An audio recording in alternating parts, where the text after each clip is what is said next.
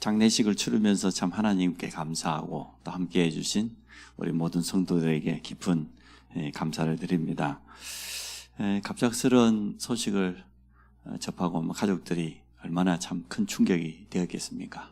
그런데도 복음 가지고 있기 때문에 또 영적인 힘 가지고 담대하게 영적인 싸움하면서 장례식이 진행되는 걸 보면서 참 감사했습니다.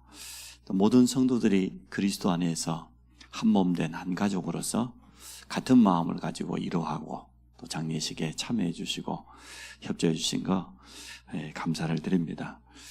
진정한 친구는 위기 앞에서 알 수 있죠. 평상시 때는 참 사이좋고 같이 만나서 여러 가지 좋은 이야기 할 수 있지만 정말 어려움이 왔을 때 진짜 친구인가 아닌가 알 수 있습니다.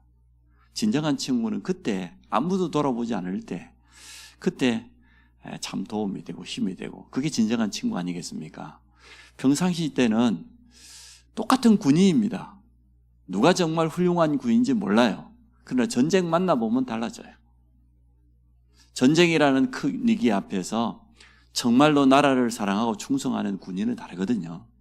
이처럼 우리 인생길을 걸어갈 때에 여러 가지 위기가 찾아왔을 때, 큰 문제가 왔을 때 그 사람의 믿음도 알 수 있고 또 우리 주위에 있는 사람들도 올바로 분별하게 되어지고 또 그것이 그 사람의 미래까지 연결되는 것을 보게 되어집니다. 그래서 지속적으로 여러분 관심 가져주시고 우리 서영희 집사님과 2명의 후대를 위해서 기도해 주시기를 부탁드립니다. 오직 복음으로 가족이 하나 되어져서 하나님의 중요한 뜻과 계획이 있지 않겠습니까? 하나님은 실수하지 않습니다. 한 번도 빠짐없이 우리를 향한 가장 좋은 계획을 언제나 가지고 계시고 또 그 계획을 이루어 가시는 분이기 때문에 우리 그 가정에 또 우리 교회 전체를 향한 중요한 하나님의 계획이 있을 줄로 믿습니다. 말씀드렸다시피 눈앞에 있는 그것만 쳐다보면 안 돼요. 우리 아빠가 하나님께 부름받았다. 또 내 남편이 아직 젊은 나이인데 사고사로 이 세상을 떠났다. 그것만 보면 안 되고 우리 인생 전체를 두고 오늘 눈앞에 있는 이걸 바라야 제대로 볼 수 있는 거거든요. 그래서 우리는 이런 일 앞에서 하나님 앞에서는 욥이 그랬잖아요. 이런 일이 많다고. 아니 하루아침에 10명의 자녀들 아들을 다 잃어버렸어. 자기 재산을 다 빼앗겨버렸어. 죽을 질병, 불치병까지 걸렸어요. 욥의 인생에 그렇게 큰 위기가 어디 있겠습니까? 아니 하인 하나가 막 달려오는데 소식을 가져오는 소식마다 하나같이 기가 막힌 소식이요. 당신 아들들 10명이 큰아들 집에 모여가지고 중요한 잔치를 하려고 하는데 큰 바람이 불어가지고 기둥을 쳐버렸다. 기둥이 무너지니까 쉽게 말하면 건물이 무너진 거죠. 그 아래에 있던 당신 10자녀가 한 명도 살아남지 못하고 다 죽어버렸다. 그 말이 끝나지만 또 하나가 하인이 달려오는 거예요. 당신 재산 다 빼앗겨버렸다. 자기 온몸이 망신창이가 되었어요. 온몸이 진물이 흐르고 피부병으로 깨진 돌조각을 주워서 자기 몸을 긁었다고 그랬잖아요. 그러면 욥의 인생에는 사실은 상상하기 어려운 최고 위기가 찾아왔습니다. 그런데도 그때 욥은 여호와 앞에 불신앙하지 아니하고 범죄하지 아니했다고 그랬어요. 보통 사람들은 그 3가지 중에 한 가지만 찾아와도 하나님 원망하기 쉽습니다. 하나님 도무지 이룰 수 있습니까? 자녀 한 명을 잃은 것도 아니고 내 10자녀가 있는 한꺼번에 10자녀를 다 데려갈 수가 있습니까? 어쩌면 하나님 이룰 수 있습니까?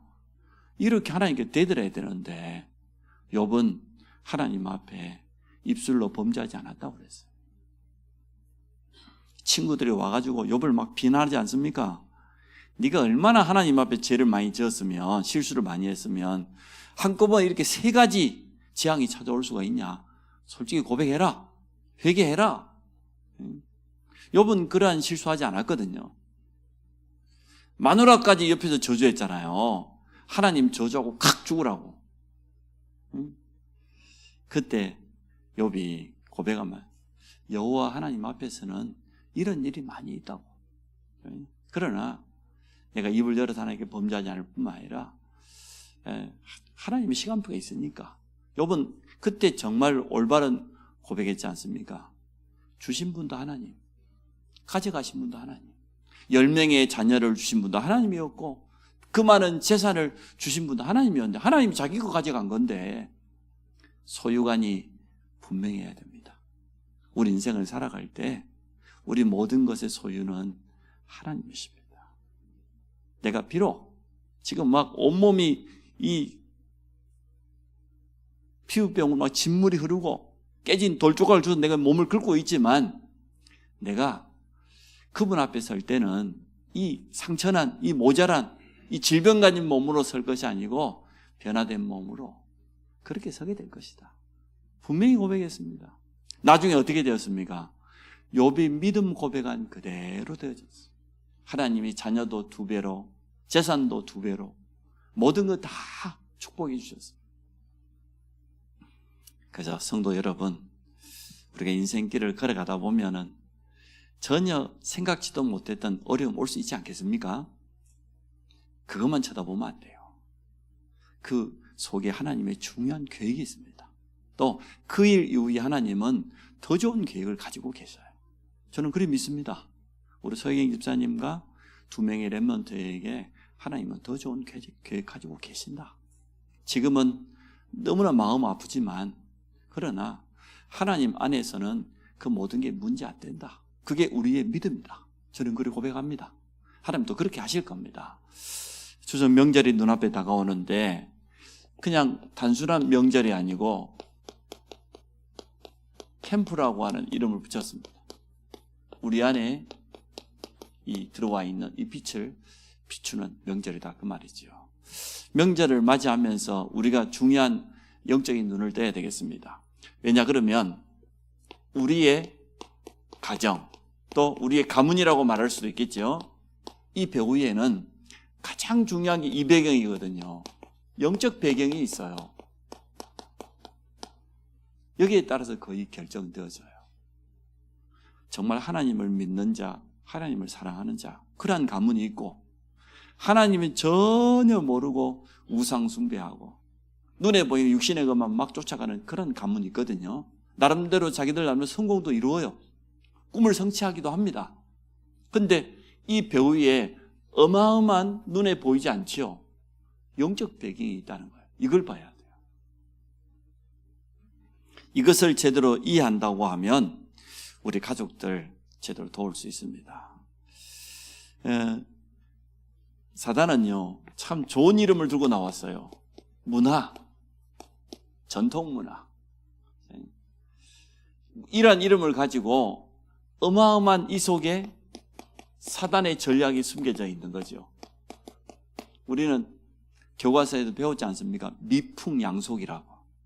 추석 때가 되면 조상묘소에 가가지고 성묘하고 절하고 그걸 아름다운 미풍양속이라고 배웠어요. 옛날 제 기억으로는 도덕교과서에 보면 성묘 이 한 페이지가 이렇게 정해져 있습니다. 과목으로 정해져 가지고 가르칩니다. 이게 지금 우리나라의 전통 문화예요. 문화라는 이름으로 딱 포장되어 있으니까 사람들이 딱 속기가 쉽잖아요. 근데 이 속에는 어마어마한 영적인 배경, 사단의 전략이 숨겨져 있다는 겁니다. 이것을 보지 못하면 거의 우리나라 국민 70%, 80% 조상제사 지내거든요. 또 성묘합니다. 이 배후에 어마어마한 영적인 세계가 있는데 이 부분을 모르면 우리가 어떻게 되겠습니까? 이번 명절을 우리가 거의 그냥 보내기 쉽습니다. 그러나 이러한 영적인 배경과 영적인 사실을 깨닫는다고만 해도 여러분 가는 곳에요. 빛이 비쳐요. 눈에 안 보이는 빛이잖아요. 내 안에 예수 그리스도 생명의 빛이 들어와 있는데 오늘 우리 전사님 고백했던 것처럼 우리를 보고 빛이 되라고 한 게 아니고 우리를 빛이라고 그랬어요. 너희는 세상의 빛이다. 빛은 어둠을 무조건 이겨요. 아무리 작은 빛이라도 어둠이 빛을 이길 수는 없어요. 이 사단 이걸 갖다가 다른 말로 흑암이잖아요. 어둠으로 표현하잖아요. 우리 가정과 가문의 배후에 어둠의 문화가 깊이 들어와 있는데 우리 안에 임한 이 생명의 복음의 빛을 가서 비춰주면 흑암은 도망가게 돼 있어요. 흑암은 무너지게 돼 있어요. 그래서 제목이 오늘 명절은 뭐냐? 빛을 비추는 캠프다. 우리 가문의 흑암을 빛으로 바꾸는 것이다. 이게 명절이에요. 우상문화, 우상숭배, 제사문화 참 너무나 많습니다.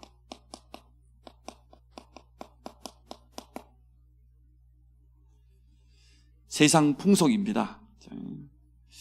그러면 오늘 시편 16편 우리가 사절 읽었지 않습니까? 다른 신에게 예물을 드리는 자는 괴로움이 더할 것이다. 다른 신, 정확히 말하면 다른 신이 아니고 거짓 신입니다. 신이 아니에요. 사단이 어떻게 신입니까?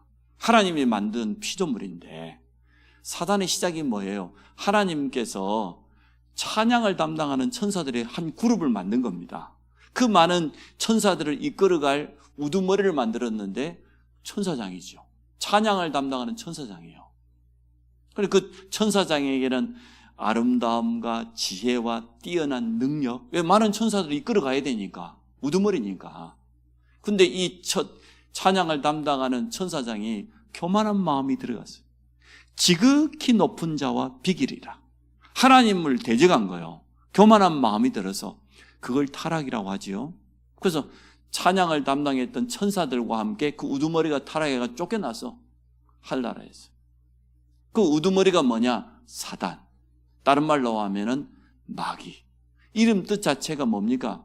대적하는 자. 하나님을 대적한 자라니까. 교만한 자예요. 거짓말쟁이라. 그 밑에 타락한 천사들이 쉽게 말하면 사단의 졸개인 귀신들이 된 거지요. 그러니까 사단과 귀신은 단수와 복수지요. 우두머리는 하나니까 사단은 마귀라고도 하지만 단수고 귀신은 복수지요. 귀신들이지요. 이렇게 눈에 보이지 않게 우상 숭배의 문화를 통해서 귀신 섬기는 제사 문화를 통해서 또 각 나라마다 있는 종교를 가지고 교회 역사합니다. 다른 신이 아니에요. 거짓 신이에요. 보통 사람이 타락하면 문제가 안 되는데, 아니 운동선수가 태권도 한 6단 정도 되는 사람이 타락해버리면 어떻게 됩니까? 그 능력 가지고 타락하면 더 큰 어려움이 오겠죠. 더 많은 사람에게 피해를 입힐 것 아닙니까? 그런 것처럼 하나님이 주신 그 아름다움과 능력과 지혜를 가지고 이 사단이 타락이기 때문에 불신자가 속아 넘어가기 딱 좋아요. 어마어마한 능력 나타나거든요. 여러분 안 보셨습니까? 저는 영상에서 봤어요. 귀신 들려있는 무속인이 시퍼렇게 갈아놓은 작두 위에 가가지고 두 날 위에 가가지고 서 있는 거, 춤추는 거. 양쪽에 대나무 잡고 이게 막 버선발로 말이에요. 아니 보통 사람 같으면 발이 다 잘려야 될 것 아니에요. 귀신의 능력이 그리 대단해요. 불신자들이 어디 가가지고 무속인에가 물어보니까 말이에요. 죽었던 자기 할아버지 목소리를 나타내면서 쉽게 말하면 우리 지금 이년아 네가 왜 이랬냐? 제사도 빠져먹고. 그럼 불신자는 금방 넘어가요. 이야 우리 할아버지가 오셨네. 제사 안 지내면 큰일 나겠네. 이처럼 귀신은 속이는 자이기 때문에 불신자는 막 넘어가 버립니다. 아니 새 차 하나 사놓고 고사 지내는 거 보세요. 얼마나 우한질구가 들어오면 사람 마음속에요. 이걸 가장 많이 가져다 주는 게 이 속이는 사단이에요. 불안. 내 돈 주고 샀어요. 내 명의로 등록까지 했어. 그런데도 불안하기 때문에 그 돼지머리 갖다 놓고 절하는 거 보세요. 콧구멍에다가 10,000원짜리 꽂아가지고. 우리 인간이 그런 수준입니까? 이처럼 영적 배경, 영적 사실을 모르면 지식인들 대학 나오고 박사 되고 그 사람도 똑같이 고사 지내요. 참 어리석지요. 그게 여기 성경이 말하고 있는 다른 신, 거짓 신 사단입니다. 근데 우리나라 국민 거의 70% 80% 제사 지낸다니까요. 귀신 섬긴다니까. 죽은 조상이 오는 것도 아닌데 그 타락한 천사들, 그 귀신들이 찾아오는데 그게 복이 되겠습니까? 이러한 영적인 배경을 알기만 알아도 우리는 빛이 바래지는 거예요. 근데 교회 다니는 많은 성도들이 거의 잘 몰라요. 교회 다니는 집사들 내 중자가 돼가지고도 제사 지내는 사람 봤어요. 그러니까 영적인 사실을 전혀 모르는 거지. 참 어리석지요. 성경은 분명히 다른 신을 섬기는 자 괴로움이 더할 것이다. 그러면 그 이후에 찾아오는 성경이 말하고 있는 것처럼 본인 자신뿐만 아니라 후대에게까지 찾아오는 고통. 출애굽기 20장 4절 5절이죠. 후손 3, 4대까지 저주가 임한다고 그랬어요. 재앙이 찾아온다고 그랬어요. 그래서 우상 숭배하는 가문 망합니다. 반드시 저주 찾아옵니다. 막을 길이 없습니다. 성경에만 분명히 말해놓고 있습니다. 거기에다가 또 틀린 사상들이 얼마나 많습니까? 몇 가지만 예를 들어보겠습니다. 불교는 뭐라고 말합니까? 윤회설을 말해요. 사람이 죽었다가 또 다시 태어나고 막 짐승으로 태어나기도 하고. 그러니까 태국 같은 데 가보니까요, 개를 하나도 안 잡아먹어. 맛있게 생겼는데 그 죽은 조상이야. 어떻게 잡아먹겠어요? 그래서 제가 카렌족 일주일 동안 선교하러 갔다가 너무 먹고 싶은 거예요. 이제 내후년 지나면은 못 먹는다고 그러니까 많이 잡수세요. 그래서 제가 강의를 이제 끝나갈 때 이제 마지막 날 파티를 해야 되겠다 싶어가지고 신학생들 한 3, 40명 있는데 반장을 불렀어요. 남자 한 반장을 불러가지고 한 마리 먹고 싶다. 그러니까 자기들은 닭만 키워요. 그리고 처음부터 막 닭을 튀겨주더라. 우리가 맛있게 먹으니까 일주일 동안 그 동네에 있는 닭 다 잡아먹고 온 거예요. 우리가 쉽게 말하면. 산속에 사니까 뭐가 있겠어요. 구해갖고 올 수 있냐? 구해올 수 있다는 거예요. 그래서 그때 우리나라 그때 돈을 달러로 딱 이 100달러 주니까요. 어디 가가지고 짊어지고 왔어. 잡아가지고. 자기들은 볶아 먹고 우리는 탕에 먹고. 파티를 하는데 얼마나 맛있대. 그러니까 하여튼 뭐 윤회설이라. 여러분 한번 찾아고 보세요. 티벳에서의 7년이라는 영화 있어요. 유명한 배우가 주연했습니다. 그 티벳에서 이 서양 사람하고 7년 동안 살은 내용인데 자기가 중요한 건축하기 위해서 땅을 파는데 이 티벳 사람이 땅을 파다가 막 갑자기 막 연장을 다 버리고 막 무릎 꿇고 있는 거예요. 뭐가 나타났어요? 지렁이가 나타났어. 죽은 조상이야 또. 참나 기가 막혀서. 아유 진짜 사람이 미련하게 살면 소가 되고 째째하게 살면 막 그리 됩니까? 참. 이 정도로 이 틀린 사상들이. 근데 불교인들은 철떡까지 믿고 있거든요. 자기가 이제 부처가 안 되면 또 돌고 도는 윤회 속에 있다는 거야.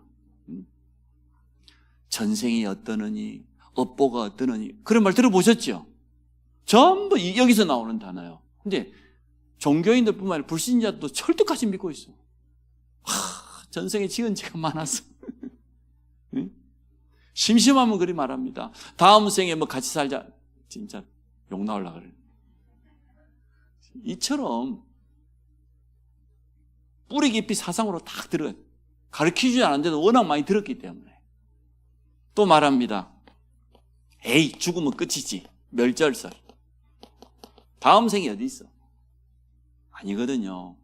우리 영혼은 끝이 아니에요. 우리 영혼은 하나님 주신 것이기 때문에 영원한 존재예요. 이 땅 떠나면 성경이 말하고 있는 것처럼 내세가 있습니다. 천국과 지옥. 잘못 알고 있다니까요. 이제 세 번째가 제일 문제입니다. 죽으면 귀신이 된대. 귀신설. 불신자들 죽으면 귀신 된대요. 귀신 됩니까? 아닙니다. 죽으면 천국 아니면 지옥이라니까. 귀신이 된 게 아니라 귀신은 원래부터 존재했어요. 그 찬양을 담당한 천사들이 타락해가지고 이미 존재하고 있는데 이게 조상의 모습으로 조상의 목소리로 꿈에도 나타나고 무당에게 쓰이갖고도 나타나고 그러니까 불신자는 막 속아 넘어가는 거예요. 귀신은 그런 능력이 있다니까요. 있어요. 절에가 불공들이면 못 낳는 아들도 낳을 수 있고 사업도 성공할 수 있어요. 무당에 와서 부닥거려 하면 어떤 사람 암도 낫고 불치병도 치유될 수 있어요. 어마어마한 능력이 있어요. 그러나 그건 참신이 아니다. 거짓신이다. 거기에 사람들이 속고 넘어갑니다. 그래서 하나님이 이러한 가정과 가문의 영적인 배경을 바꾸라고 우리에게 복음을 주신 겁니다. 이 복음은 빛이에요. 빛이 비춰지면 이 흑암, 어두움은 떠나가게 돼 있어요. 간단하게 설명합니다. 그 두 번째, 그러면 우리에게는 뭐가 필요한? 이 복음 가지고 있다고 하면, 영적인 배경을 이기려고 하면 영적인 힘과 지혜가 있어야 됩니다.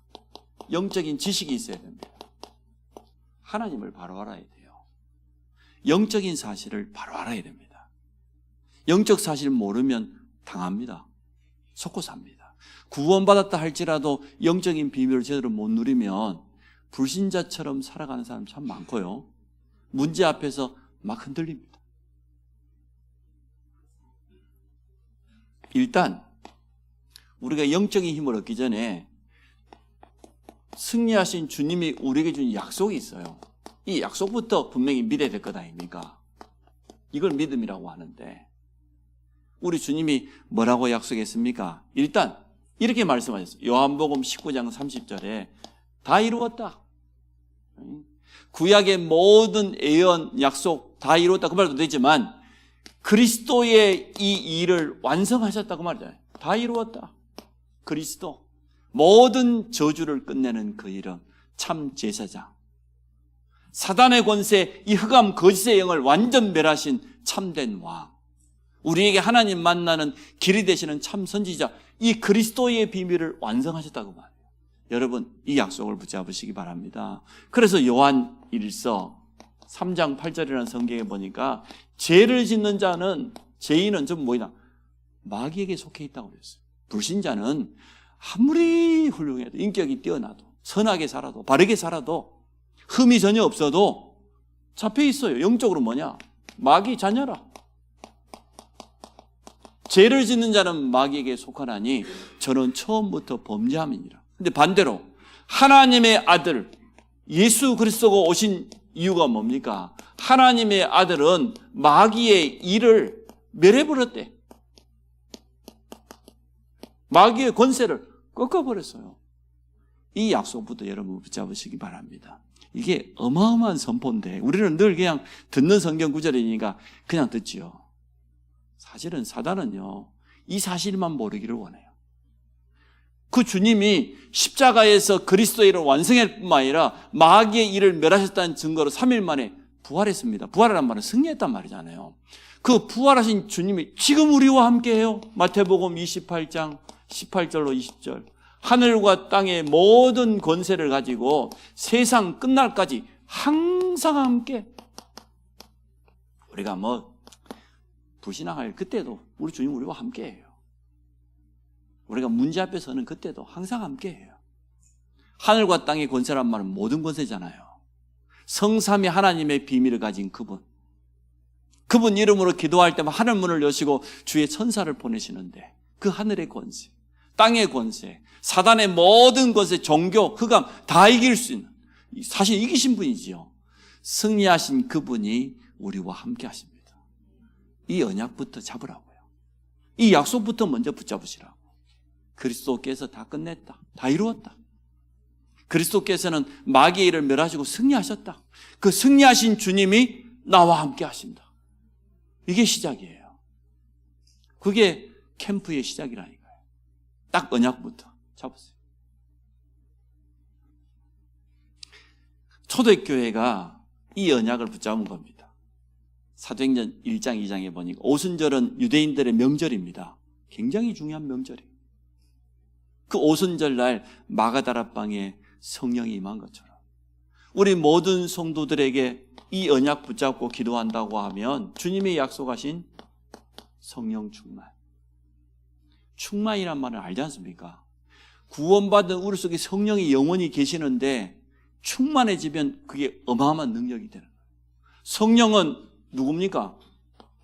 여호와 하나님의 영이에요. 성령은 그리스도의 영이에요. 성령은 진리의 영이에요.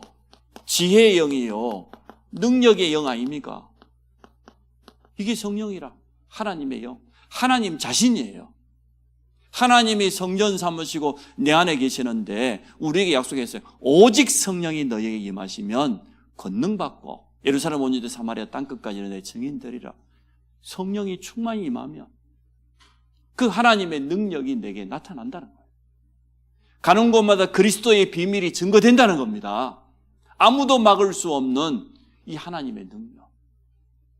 이게 여기서부터 시작돼요. 주님이 주신 약속부터 붙잡으세요. 이번 명절에 이 축복을 정말 세밀하게 누리시기 바랍니다. 주님이 하신 약속이니까. 오순절날 마가다락방에 임했는데 그때 중요한 응답이 다 시작되었지 않습니까?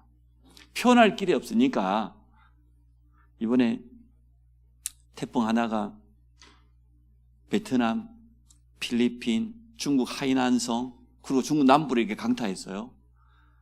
이야, 자동차가 날아가 버렸어. 뒤집어져 버려. 보니까 뭐 아파트 창틀이 그냥 통째로 그냥 바람에 뜯겨가 버려. 어마어마한 강풍이. 우리는 뭐 허리케인 그러면은 저 미국에서만 막 회오리 바람처럼 지나가면은 그냥 막 다 휩쓸려 간 줄 알았더니 이제는 기후변화 때문에요. 찾아오는 재앙이 말을 상상을 초월해요. 우리가 이 태풍이 지난 필리핀에는 수십 명 죽었고, 하이난성 같으면은 중국이 제일 밑에 있는 바로 베트남 옆에 있는 성이거든요. 섬이에요. 너무너무 좋은 관광지인데 보니까 휩쓸고 지나가 버렸어. 그 초대교회가 오순절날 이 성령이 임한 것을 표현할 길이 없으니까 태풍처럼 강한 바람처럼 이 하나님의 능력을 표현할 길이 없어요. 어마어마한 능력인데 우리 과학의 힘으로 사람의 힘으로 막을 수 없는 게 태풍 아닙니까? 누가 태풍을 막을 수 있습니까? 강한 바람처럼. 그리고 막 불이 활활 타오르는 것 같다가 불이 혀처럼 갈라지는 것처럼 그러한 표현을 했어요. 이처럼 완전하신 하나님의 능력, 이 성령 충만함을 여러분 입으시기 바랍니다. 명절에 어찌 보면은 성령 충만 받기 가장 좋아요. 영적인 배경을 바로 이해했지요. 그리고 주님의 약속 분명히 붙잡고 있으면 임한다고 했기 때문에 초대교회가 이 능력 체험하고 보니까요, 이때부터 모든 응답, 모든 문이 다 열린 걸 보게 돼요. 이번 추석 명절에 그렇게 하시기 바랍니다. 하여튼 가능하면은 하여튼 부모님들, 형제들 가능하면 찾아가세요. 제가 늘 강조하는 건 아닙니까? 사람은 하여튼 선물 꾸러미를 두고 가면 마음이 다 열려요. 요즘 선물 중에 제일 좋은 선물은 캐시라, 현금이라. 옛날에는 막 이렇게 막 들고 가고 그랬잖아요. 그거 별로 안 좋아해요. 부모님들도 형제들도 다 그거 별로 안 좋아해요. 현금이나 상품권, 현금화할 수 있는 걸로 가져가면 제일 좋아요. 이제 뭐 너무 부담되면 들고 가시고 편하게 가시기 바랍니다. 왜냐하면 우리가 빛인데 빛을 가진 우리가 안 가면 어떻게 되겠어요? 불신자끼리 모여가고 있도록 가만 놔두면 되겠습니까? 흑암끼리 막 모여가 힘낼 건데. 여러분 애를 써서라도 가세요. 저도 이번에 갈 겁니다. 장모님 지금 이제 90대 중반 되셨는데 이제 처음으로 요양원에 들어가 계시는데 우리 장모님 요즘 힘들어요. 기도만. 아니 고향을 떠나서 요양원에 갑자기 들어가 계시니까 얼마나 힘들겠어요. 참 요즘 마음이 좀 아파요. 우리 큰챙이 찾아갔더니 대성통곡을 했다는데 이해가 돼요. 90평생을 살아왔던 고향을 떠나서 자식들이 요양원에 갔다가 모셔놨는데 뭐가 그이 좋겠습니까? 근데 참 그렇다고 자식들이 지금까지 우리 처형 한 분이 잘 모시고 살았거든요. 근데 일이 있어가지고 못하다 보니까 옛말이 하나도 안 틀려. 부모 한 분은 10자식을 낳아서 기르고 다 챙기는데 10자녀는 부모 한 명을 못 모셔. 불효자 중에 불효자가 주의 종입니다. 주의 종은 제일 효도를 못해. 참 부끄럽습니다만은 그래서 여러분 이번에 이 축복 가지고 가시기 바랍니다. 내 안에 임한 성령의 능력, 이 힘 가지고 가라. 이 힘 가지고 가면 그곳에 하나님의 나라가 임하게 된다. 하나님 나라 여러분 잘 알지 않습니까? 나라라고 하는 것은 그 통치권이 임하는 건데, 영토를 말하는 건데, 하나님의 나라가 우리 가문에, 우리가 만나는 모든 가족들에게 하나님의 나라가 임해야 안 되겠습니까? 세상 나라, 사단의 나라가 완전 무너지도록. 자, 세 번째, 그래서 명절은 하나님 주시는 최고의 기회다. 이제 명절 문화가 자꾸 바뀌어져 가는 것 같아요. 젊은 사람들은 가족들과 함께 해외로 여러 가지 여행 떠나는 그런 시기가 많이 되어졌는데, 어쨌든 우리가 기회가 된다고 하면 우리 가족들에게 가서 명절을 정말 전도할 수 있는 최고의 기회로, 복음의 빛을 발할 수 있는 최고의 기회로 여러분 만드시기 바랍니다. 여러분 잘 아는 저나 서인윤 사모는 양 가문이 다 완전 우상 가문이었습니다. 불신자들이었습니다. 그런데 명절 때마다 우리가 찾아가서 기도하고 기회될 때마다 복음 전하고, 지금은 완전 바뀌었지 않습니까? 기적 같은 일이 일어난 거예요. 그래서 우리 교육자들도 이 응답을 제대로 누리시기 바랍니다. 우리가 가지고 있는 이 복음의 빛, 이 생명의 빛은 당할 자가 없어요. 성경에 뭐라고 말했습니까? 우리에게 놀라운 빛이 임했다. 어떤 빛이냐? 창세기 1장 2절에 보니까 흑암, 혼돈, 공허. 빛이 임하기 전에 완전 흑암이었어요. 어둠이었어요. 그런데 거기에 창세기 1장 3절에 보니까 빛이 있으라, 이런 말. 여호와 하나님께서 말씀하시기를 빛이 있으라. 이 빛이 창조의 빛입니다. 완전 흑암과 혼돈과 공허를 끝내는 창조의 빛. 이건 여러분 가지고 가시기 바랍니다. 우리에게 이미 임해 있으니까요. 이사야 60장 1절 3절 보세요. 세상이 어둠과 캄캄함 가운데 있는데 일어나라. 우리의 자세지요. 이번에 여러분 명절에 영적으로 힘을 얻으시기 바랍니다. 일어나라. 영적 자세예요. 빛을 가서 발해라. 빛을 비춰줘라. 왜냐? 만민이 캄캄함과 어두움 가운데 잠겨 있는데 빛을 가지고 있는 우리가 잠자고 있으면 되겠습니까? 그래서 일어나라는 거예요. 한마디로 말하면 깨어서 기도해라. 영적인 힘을 갖추고 하라, 그 말이잖아요. 그 영적인 자세가. 가서 빛을 비춰줘라. 요한복음 1장 3절로부터 9절입니다. 참 빛, 생명의 빛 대신 그리스도께서 오셨어요. 이 생명의 빛을 가지고 가라는 겁니다. 왜냐?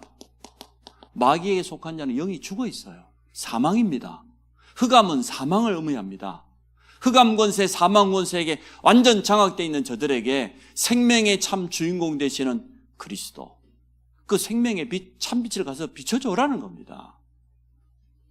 참 감사하게도 우리에게 이 빛이 임하고 보니까 우리가 이제는 그리스도의 대사예요. 감사하죠.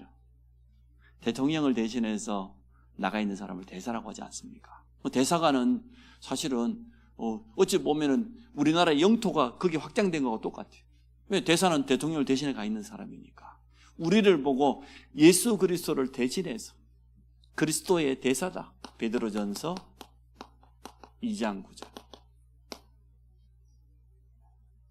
왕 같은 제사장, 거룩한 나라, 그의 소유된 백성, 어두움 가운데 있는 우리를 불러내 그의 기이한 빛을 선포하는 자, 우리를 빛의 선포자라고 분명히 말하고 있습니다.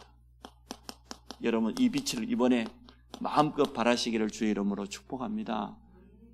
누가 등불을 켜가지고 말 아래에 두겠냐. 옛날에 제가 초등학교 거의 졸업하기 전까지 저희 섬이 전기가 안 들어와가지고요, 정말로 초록불 켰어요. 옛날에 이 초록불 켜면은 심지가 막 타가지고 나중에 막 꽃불이 일어나면은 막 바늘로 막 긁잖아, 위에를. 밀어가지고. 모르지, 전혀. 불꽃이 막 너무 빨개지고 막 이게 검해지고 그러면, 이 석유가, 이 심지가 이게 타갖고 온다고 심지를 긁어야 돼. 그러고 막 긁어가지고 꽃불이 일어난다고 또 긁어내요. 한 번씩 밖에 나가려고 하면은 막 유리 이 가시 쓰여져 있는 그 석유등이 있어요. 그거 들고 고기 잡으러 다녔다니까. 진짜. 후레쉬가 나왔는데 신세계야. 완전 신세계. 이야. 근데 우리 아버님은 또 그것도 아까워서 잘 안 사. 건전지를 사야 되잖아. 우리는 빛입니다. 우리 안에 빛이 임했어요. 선포자예요. 빛을 전달하는 거예요. 어둠 가운데, 완전 영적인 의미죠, 오늘 이 말씀이. 어둠 가운데 거기에다가 내 안에 임한 창조의 빛, 그 생명의 빛, 여호와의 영광의 빛을 일어나서 발해라. 어둠 가운데 있는 자들에게 빛을 선포해라. 이게 명절이에요. 그러니까 명절을 캠프라고 표현했잖아. 빛을 발하는 캠프.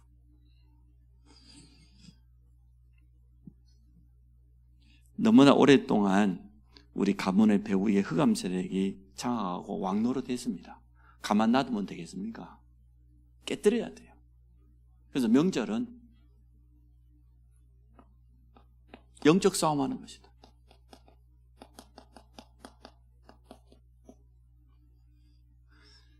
참 어렵다 해도 참 우리가 참 축복된 시대에 살고 있습니다. 뭐 먹을 게 없는 것도 아니고 뭐가 부족합니까? 너무 많이 잡숴가지고 배가 나와 탈이지. 비만도 질병이에요. 그래서 저한테 절대 강단에서 말하지 말라고 그러는데, 아니 성도를 치유해 줘야지 목회자가. 이번 명절에 많이 잡수시고 많이 하여튼 기도 많이 해가지고 배가 다 꺼지도록 합심으로 막 기도하시고 영적 싸움 하시기 바랍니다. 우리에게 있는 빛을 막 가능하다 바라는 그런 축복을 누리시기 바랍니다. 자, 그러면 영적 싸움을 하려고 아까 말했던 영적인 힘을 정말로 갖추려고 하면 기도로 무장돼야 되죠. 하나님 주신 말씀으로 분명히 무장해갖고 가야 되죠. 아니 싸움하는 전쟁터에 가는데 그냥 가면 되겠습니까? 빈총 들고 가면 돼요? 무장하고 가야 되죠. 일단 하나님의 약속을 말씀을 딱 붙잡고 내 마음속에 무장하시기 바랍니다. 딱 담으시고 그리고 기도의 영적인 힘 가지고 여러분 가시면 가기도 전에 하나님께서 먼저 역사하실 줄로 믿습니다. 결론을 맺습니다. 우리같이 연약한 자를 부르신 것도 감사한데 이제는 명절을 앞두고 우리에게 빛의 선포자예요. 또 다른 말 해보니까 빛의 전달자예요. 왜? 복음 모르는 우리 불신 부모, 가족들, 형제들은 흑암 가운데 장악되어 있습니까? 어둠 가운데 있기 때문에 우리가 찾아가는 자체가 참 감사할 일이에요. 그게 축복이에요. 뭐 이미 가족들 간에 여행 계획을 세웠으면 어쩔 수 없지만 그렇지 않은 이상 가서 가족들을 위로해주고 힘주고 말이에요. 뭔 소망이 있겠어요, 글쎄. 아니 하나님 모르는 사람들이 미래가 불안하지 뭔 답이 있겠습니까? 근데 우리는 답이 있지 않습니까? 우리에게는 진짜 소망이 있지 않습니까? 아무도 빼앗아갈 수 없는. 그거 가서 전달해줘요. 가서 위로해주고. 우리 가족들의 마음 문이 하루아침에 열리지는 않지만 우리가 명절에 찾아가서 위로하고 힘주고 그 한마디가요. 그때는 생각이 안 날 수 있어요. 그러나 살아가다가 어려움 오면 그렇지. 그때 우리 재수 씨가 한 말이 있는데 그때 우리 이모가 한 말이 있는데 생각난다니까요. 날 수밖에 없지요. 뭔 답이 있어요? 빛의 선포자. 그래서 두 번째 명절은 빛을 비추는 캠프다. 기도로 다 무장해가지고 여러분 가시기 바랍니다. 영적인 힘이 있어야 가능하기 때문에 하나님이 주신 기회가 분명하기 때문에 기회를 놓치지 않기 위해서 우리가 기도하는 것이고 또 성령의 세밀한 인도받기 위해서 기도하는 것 아닙니까? 명절 때마다 중요한 응답의 문들이 분명히 열립니다. 근데 우리가 기도하지 않고 있으면 감각이 없어요. 놓쳐버려요. 우리 가족들 가운데 지금 막 갈급한 사람이 있거든요. 진짜 어려움 당한 사람이 있으면 명절 때 가서 마음문 열고 가서 복음 전하고 아니면 조그마한 전도 자료를 하나 준비해가지고 말이야. 우리 다락방 안에는 소책자들 많거든요. 오늘 제가 한 권 읽었는데 너무 내용이 좋아요. 간단하게 읽을 수 있는 그런 소책자들 참 많습니다. 전달해주면 내가 기도하면서 아이고 형님이 생각나서 가져왔다고 전달해주고 말이에요. 그게 명절이잖아요. 하여튼 뭐 기회가 되거든 뭐 하여튼 막 열심히 막 하도도 치고 막 하세요. 막 할 수 있으면 가족들하고 하여튼 재밌게 하시고. 그러나 우리의 영적인 자세는 뭐냐? 명절은 빛을 비추는 캠프다. 이번에 이러한 응답 누리기를 주의 이름으로 축복합니다. 우리 같이 기도합시다. 우리 가정과 가문, 우리 가문이 다 복음화 됐다 할지라도 우리 민족의 배후에 있는 영적인 흑암 세력, 이 영적인 싸움에 승리하는 명절이 되게 하셔서 우리 가는 곳마다 빛이 비춰지며 또 빛의 선포자로 그리스도의 대사로 우리가 온전히 쓰임받게 하여 주셔서 하나님의 영광을 드러내는 그런 명절이 되어질 수 있도록 우리 한번 합심을 한번 같이 한번 기도하도록 하겠습니다. 하나님, 오늘 주신 말씀이 그대로 우리 성도들의 발걸음을 통하여서 이번 추석 명절에 성취될 줄로 믿습니다. 성삼위 하나님의 영으로 충만케 하여 주시며 이번 추석 명절에 우리 가정 가문에 우리 모든 후대들에게까지 그리스도의 생명의 빛이, 복음의 빛이 온전히 비춰지도록 축복하여 주시기 원합니다. 우리를 그리스도의 대사로 불러주셨사오니 명절 캠프를 통하여서 하나님의 나라가 우리 모든 성도들의 가문에 임하게 하여 주시고 발걸음마다 임하게 하여 주시며 우리나라의 우상 문화와 모든 귀신 문화, 흑암의 통로들이 무너지는 산 증거는 시간 되도록 주여 축복하여 주시기를 간절히 원합니다.